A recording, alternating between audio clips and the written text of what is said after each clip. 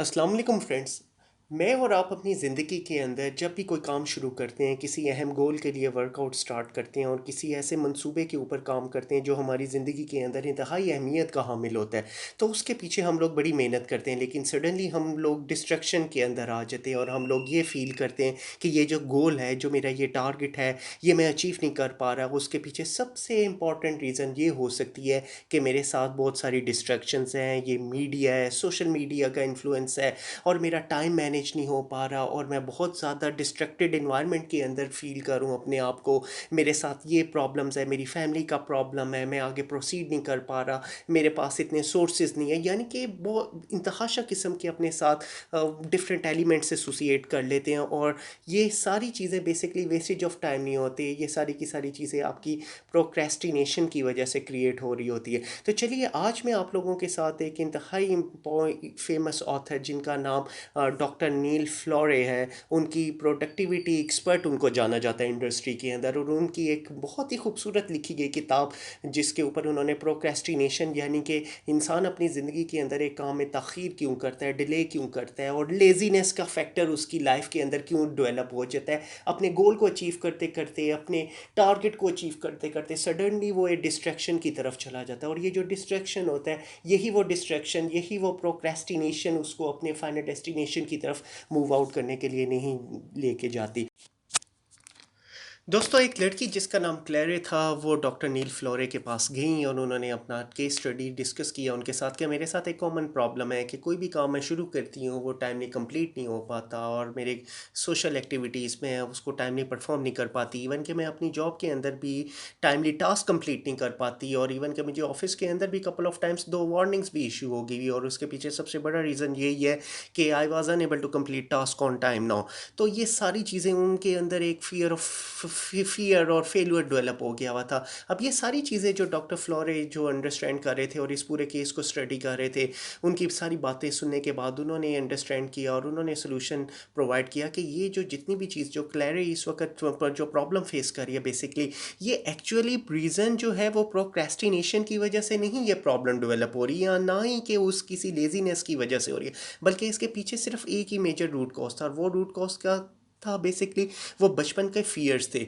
याद रखिए कि जब अगर आपको पेरेंट्स अगर बचपन में कोई बात कह देते हैं कि तुम नहीं कर सकते या तुम्हारे से ये मिस्टेक सोचे कि या तुम्हारे पास ये पोटेंशियल नहीं है या आपके साथ कोई लेबल चिस्पा हो जाता है, तो वो चीज़ें आपके इवन के लेटर ऑन आप जब बड़े भी हो जाते हैं तो आपके साथ वो चीज़ें एसोसिएट रहती है। और यही वो प्रॉब्लम थी जो क्लैरे अपनी लाइफ के अंदर फेस कर रही थी और इसी चीज़ की वजह से उसकी लाइफ के अंदर ये बिगर प्रॉब्लम्स प्रोड्यूस हो रहे थे। अब दोस्तों, एक बात याद रखिए कि हमारी ज़िंदगी के अंदर अल्लाह ताला ने हमें इतनी ज़्यादा पोटेंशियल, इतनी ज़्यादा कैपेबिलिटी दी हुई है कि हम लोग कोई भी बड़ी से बड़ी प्रॉब्लम का सलूशन निकाल सकते हैं। बस इस चीज़ को सलूशन निकालने के लिए हमें इस चीज़ का पता हो कि हमने उस प्रॉब्लम को सॉल्व कैसे करना है। और ये जितने भी एलिमेंट्स हैं, ये जो लेज़ीनेस के हैं, ये सारे के सारे एलिमेंट्स हमारे ऑटोमेटिकली खुद ब खुद दूर हो सकते हैं अगर हमारी ज़िंदगी के अंदर हमें कुछ रेफरेंस पॉइंट्स मिल जाए, हमें कुछ tips and tricks and techniques मिल जाए, जिसको अगर मैं और आप अपनी लाइफ के अंदर अगर फॉलो अप करें तो हम भी अपनी ज़िंदगी के अंदर ये जो लेज़ीनेस के फैक्टर्स हैं, जो फियर्स के फैक्टर्स हैं, इनको ओवरकम कर सकते हैं।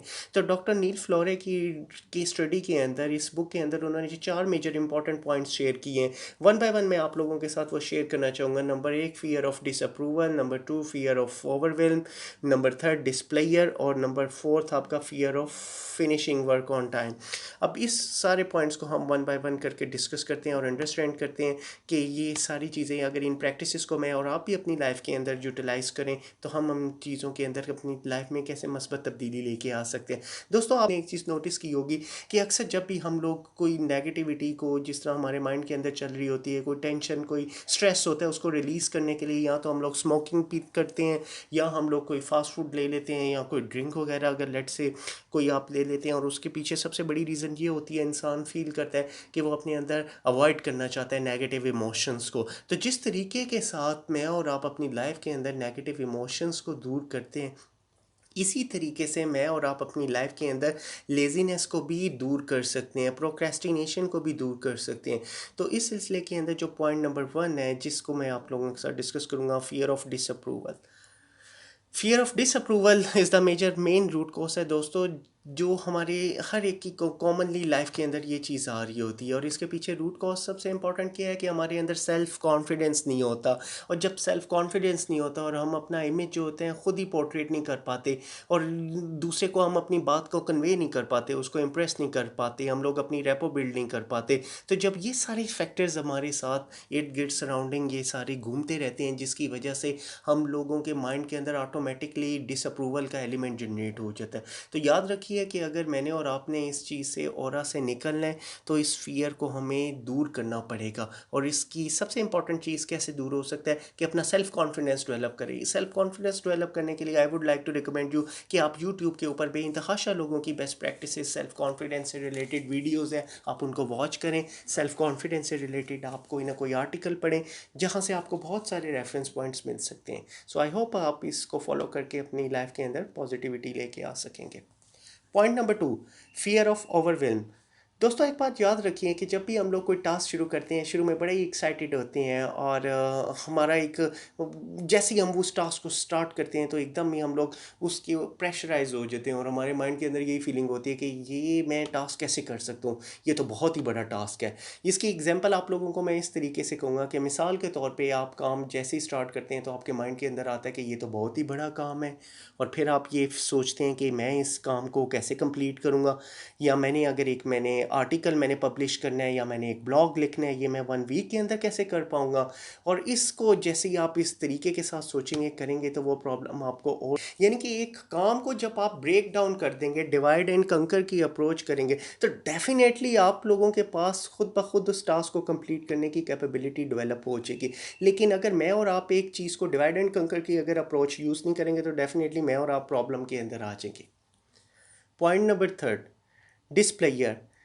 दो बच्चे अगर आपस में दोस्तों बैठे हों, और अगर वो गपशप लगा रहे हों या कोई गेम खेल रहे हों, तो और वो वाली गेम खेल रहे हों जो उनके इंटरेस्ट से रिलेटेड हो, वो बहुत ही एक्साइटमेंट उसके अंदर फील करते हैं, और उस चीज़ के अंदर उनको बिल्कुल प्रोक्रेस्टिनेशन नहीं होती, कोई लेजीनेस का फैक्टर नहीं होता। लेकिन प्रॉब्लम यहाँ पे जनरेट होती है कि 80 to 90% किड्स जो होते हैं वो प्रोक्रेस्टिनेट हो जाते हैं, और उसके पीछे रीज़न क्या होती है, उनका दिल नहीं करता किताबें पढ़ने में, काम करने में, स्कूल जाने में, और वो अपने आप को बोरिंग फील करते हैं। क्यों बोरिंग फील करते हैं? क्योंकि जब उनके मतलब की काम की चीज़ नहीं होती। और इसके पीछे सबसे बड़ा अगर आप रूट कॉज देखें तो हमारा एजुकेशन सिस्टम भी, जो बच्चों का बेसिकली जब स्कूल जाते हैं तो उनके अंदर उनको इसी तरीके से एजुकेट किया जाता है कि ये काम करना है, ये बहुत ज़रूरी है, ये सारे मैथ के क्वेश्चंस करने हैं, और ये तुम्हें बहुत ही ज़्यादा केयरफुली काम करना पड़ेगा, अगर नहीं करोगे तो फेल हो जाओगे। और यही प्रेशर पेरेंट्स की तरफ से होता है, टीचर की तरफ से होता है। और जब ये सारी की सारी जो चीज़ें इकट्ठी होके आती हैं, तो बजाय इसके कि बच्चा उस चीज़ को फ़न के तौर के ऊपर अपनी स्टडी को लेके चले, वो उस चीज़ के ऊपर एकदम ही पैनिक अपने आप को फील करना शुरू कर देता है, और उसके अंदर प्रोक्रेस्टिनेट का एलिमेंट आना शुरू हो जाता है, और वो लेजीनेस खुद ब खुद डेवलप होती है, और वो अपने गोल की तरफ कभी भी अचीव नहीं करते। अगर आप एक्टिविटीज़ करें तो बच्चे बहुत ही ज़्यादा एक्साइटेड फील करते हैं।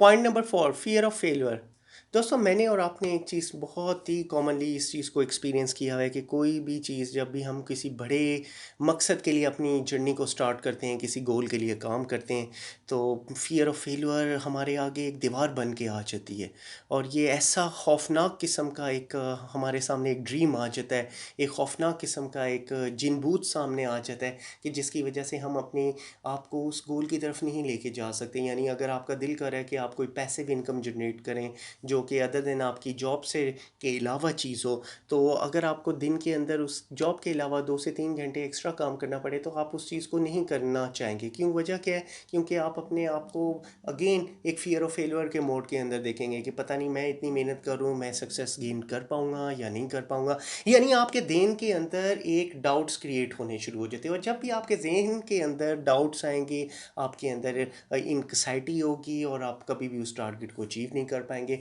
इसकी इसकी सादा सी एग्जांपल आप अगर ये देखें कि फॉर एग्जांपल अगर आपने एक किसी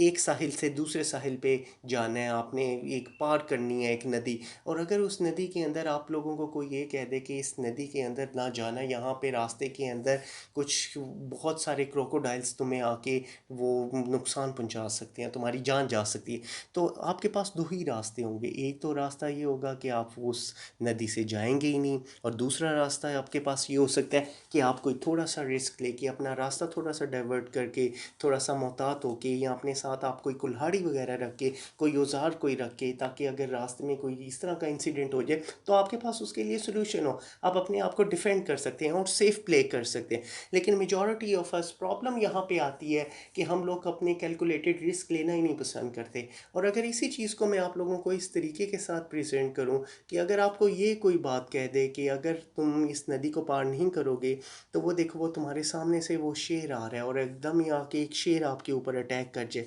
तो तब आप क्या करेंगे? डेफिनेटली आप लोग फ़ौरन ही उस चीज़ से, उस सिचुएशन से निकलने की भरपूर कोशिश करेंगे और आप उस नदी में छलांग लगा देंगे। क्यों? क्योंकि आपके पीछे भी एक चीज़ आ रही है और आपके आगे भी है। तो point is, this is the main thing now, कि हम अपनी लाइफ के अंदर भी हम लोगों ने यही चीज़ देखनी है कि कब हम लोगों ने अपने आप को एग्रेसिवली लेके चलना है, या तो हम लोग अगर इस चीज़ को फॉलो अप नहीं करेंगे तो डेफिनेटली उसका रिजल्ट क्या निकल सकता है कि हम लोग कभी भी एक्शंस की तरफ नहीं ले सकते। और लाइफ के अंदर आगे प्रोसीड करने के लिए हम लोगों को यही जर्नी, इसी चीज़ को हम लोगों को फॉलो करनी चाहिए कि अपने आप को ट्रांसफॉर्म करें एनर्जी के साथ, और अपनी थॉट्स को, अपने माइंड को रीप्रोग्राम करें, रीशेप करें, ताकि हम अपने गोल की तरफ अपने आप को प्रोसीड कर सकें। दोस्तों, ये आप किताब इसको डाउनलोड कीजिएगा, इसको ज़रूर पढ़ें, और इसके अंदर ये सारी जो टिप्स एंड ट्रिक्स और स्ट्रेटजीज़ जो डॉक्टर नील फ्लोरे ने अपनी किताब के अंदर पब्लिश की है, आप इन प्रोक्रेस्टिनेशंस और इनकी ओवरकमिंग की बेस्ट प्रैक्टिसेस को आप जब अंडरस्टैंड करेंगे तो आपकी लाइफ के अंदर आपकी ना सिर्फ प्रोडक्टिविटी इंक्रीज़ होगी, बल्कि आप अपने गोल्स को बहुत ही इफ़ेक्टिवली और बहुत ही मोस्ट एहसन तरीके के साथ आप अपने गोल्स को अचीव कर पाएंगे। मेरा चैनल सब्सक्राइब करना ना भूलिएगा ताकि आप लोगों को एनिमेटेड वीडियोस टाइमली शेयर होती रहे